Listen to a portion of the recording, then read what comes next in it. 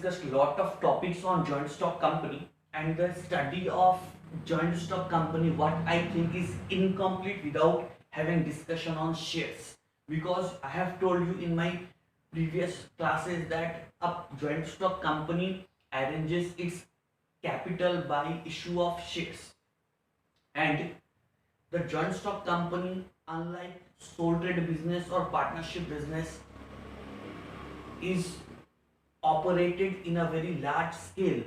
The joint stock company is performing at a very large scale, and hence the small savings or the term loan is not enough to arrange the capital. So question arises, how does a joint stock company arranges its capital? Just I have taken one example. Suppose there is a Gen Limited. Gen Limited is a joint stock company, and they have decided to open a cell phone manufacturing unit in Noida, and they want initial investment of rupees 500 crores. They want an initial investment of rupees 500 crores. So question arises, how does this company bring this amount of capital in the company to run its operations? So yes, we know that there is an option of bank loan, there is an option of term loan, but every loan has got some disadvantages, every loan has got some limitations. So company will think for some alternative process. So that alternative process is issue of shares. The private company is not supposed to issue shares to public. They arrange their amount of capital through their close relatives and friends. But a public company can issue shares in order to arrange capital by selling it to the general public. So let us see what is the meaning of a share. Suppose this, let us take a example of M Limited. M Limited is having share capital of rupees 6 lakh. M Limited is having a share capital of rupees 6 lakh divided into 1,20,000 shares of rupees 5 each, divided into 1,20,000 shares of rupees 5 each. So this amount 6 lakh is known as share capital. I will tell you what is known as share capital. I will tell you what is share capital. So the amount of share capital of M Limited is 6 lakh, and this is divided into 1,20,000 shares of rupees 5 each. Each unit of rupees 5 is known as share. Each unit of rupees 5 is a share. So what is a share? The total capital of the company is divided into small units of equal denomination. The total capital of the company is divided into small units. So this capital has been divided into 1,20,000 units of equal denomination, of equal value. So the value is rupees 5, and this each unit of rupees 5 is known as share. In my upcoming video, I will teach you the different types of shares. I will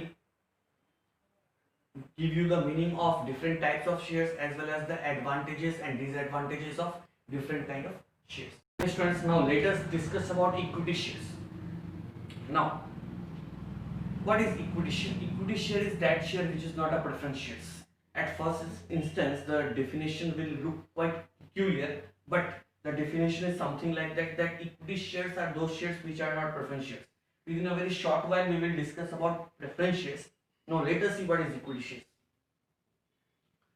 The holder of equity shares are entitled of voting rights in the general meeting of company.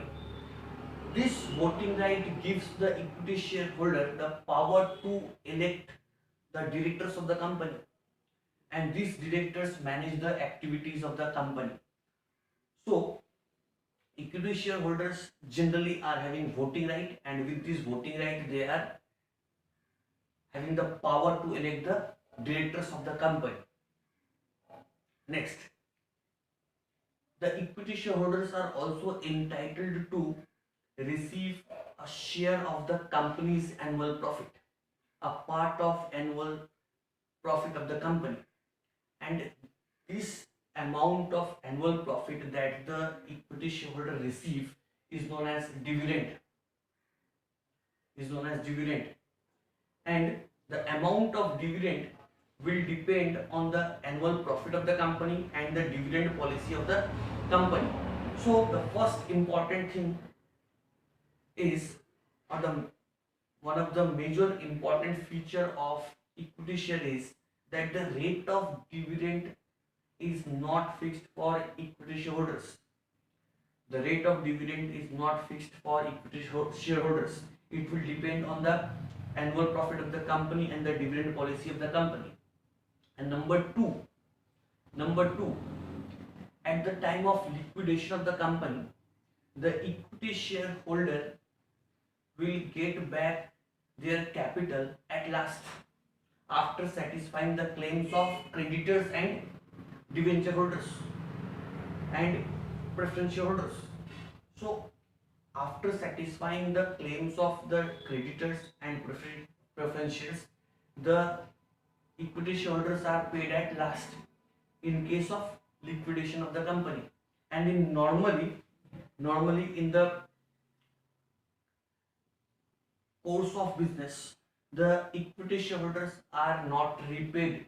They are repaid only at the time of liquidation of the company, and that also at last after satisfying the claims of debenture and preference shares.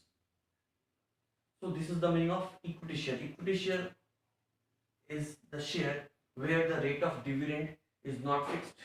And number two, at the time of liquidation, they are paid at last.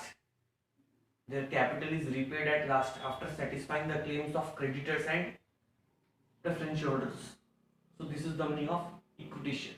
Okay students, now let us see the meaning of preference shares.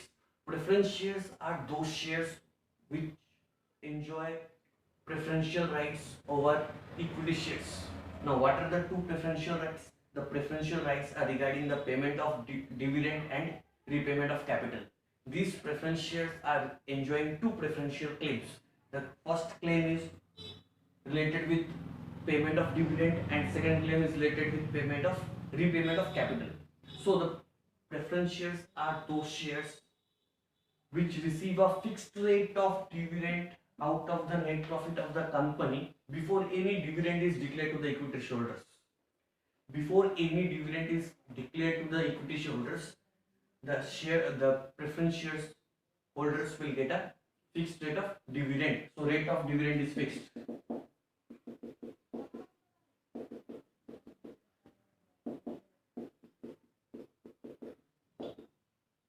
Fixed rate of dividend. And number two, number B, at the time of liquidation of the company, the preference shareholders will be paid back after the payment of creditors, but before the payment of equity shareholders. So they are enjoying preferential claims. They are enjoying preferential rights. The first right with regard to dividend and second right with regard to repayment of capital. So at the time of liquidation of the company, when the company will go into liquidation, the preference shareholders will be paid back. The preference shareholders will be repaid back before the payment of equity shareholders. The capital of preference shareholders will be paid before the payment of equity shareholders. So these are the two preferential rights of preference shares, and the amount which is arranged by issue of preference share is called preferential capital. Preference share capital.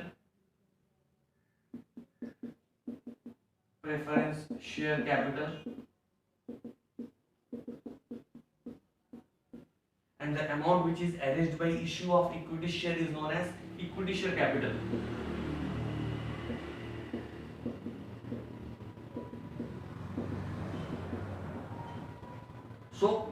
Clear? Equity shares are those shares where the rate of dividend is not fixed and they are paid at last after the payment of creditors and preference shares. And what is preference shares? Preference shares are those shares where the rate of dividend is fixed and they are receiving a fixed rate of dividend out of the net profit of the company before any dividend is declared to the equity shares. And number two, regarding repayment of capital, at the time of liquidation of the company, the preference share will be paid before the payment of equity shares but after the payment of creditors. So repayment of capital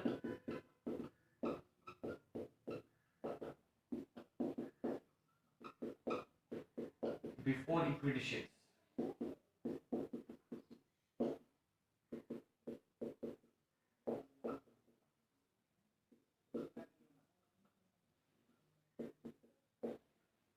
So these are the two kinds of shares that company normally issues in order to bring capital for its operations. The first one is equity share and second one is preference shares.